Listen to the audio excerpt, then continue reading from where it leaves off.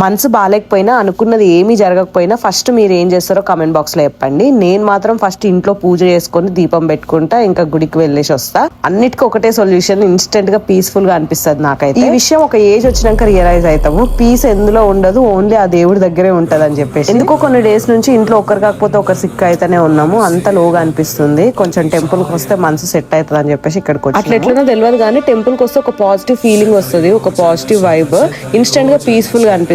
ఇంకా ఆ రోజు హనుమాన్ ది పూజ జరుగుతుంది అనమాట. అందరూ భజన చేస్తారు, హనుమాన్ చాలీస చదువుకుంటూ. మేము కూడా కాసేపు కూర్చొని ఇక హనుమాన్ చాలీస చదివేసి పూజ చేసుకున్నాం అనమాట. అవ్యన్ అయితే మెస్మరైజ్ అయిపోయి చూస్తున్నాడు, దండం పెట్టుకుంటున్నారని అందరూ, తను కూడా దండం పెట్టుకుంటున్నాడు. ఇండియాలో ఉన్నట్టు టెంపుల్స్ గ్రాండ్ గా ఉండవు కానీ అదే వైబ్ అయితే ఉంటది. బట్ ఒకటి మాత్రం గుర్తుపెట్టుకోండి, మన హార్డ్ వర్క్, డెడికేషన్, లక్ తో పాటు స్పిరిచువాలిటీ తోడుగా ఉంటే నిజంగా మ్యాజిక్ చూస్తాం లైఫ్ లో అని చెప్పేసి గట్టిగా బిలీవ్ చేస్తాం. అఫ్ కోర్స్ హార్డ్ వర్క్ లేకపోతే అసలు ఏమి ఉండదు లైఫ్. మీరు మీ మనసు బాగోకపోతే ఏం చేస్తారో కమెంట్ బాక్స్ లో చెప్పండి.